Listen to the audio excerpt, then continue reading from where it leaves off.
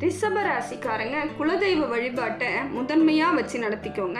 எப்பயுமே எந்த செயலை செய்ய போனாலும் விநாயகரையும் குலதெய்வத்தையும் மனசார வேண்டிக்கிட்டு வீட்டில் இருந்து கூட கிளம்பும் பொழுது ஒவ்வொரு தினமும் இதை நினச்சிக்கிட்டே கிளம்புங்க. அப்படி செய்யும் பொழுது அந்த காரியம் மிக சிறப்பாக நடக்குங்க. அது வெற்றிக்கான அறிகுறியாக உங்களுக்கு இருக்கும். ஏன்னா இத்தனை ஆண்டு காலங்களாக நீங்கள் ரொம்ப கஷ்டப்பட்டு துன்பப்பட்டு ஒரு மாதிரி எல்லாத்தையும் இழந்துட்டு கூட இருந்திருக்கலாம். ஆனால் இனி வருங்காலங்கள் அது அனைத்தும் உங்கள் கையை கூடி வரும். இழந்த பொருட்களும் உங்களை தேடி வரும். அதே மாதிரி இழந்த சொத்துக்களும் உங்களை தேடி வரும். பரம்பரை சொத்து இல்லை மூதாதையர்களோட சொத்து இல்லை தந்தை வழி சொத்து எல்லாமே உங்களுக்கு இந்த ஆண்டு சேரக்கூடிய ஒரு ஆண்டு. அதனால என்ன பண்ணுங்க, குலதெய்வ வழிபாடை முக்கியமாக பண்ணுங்க.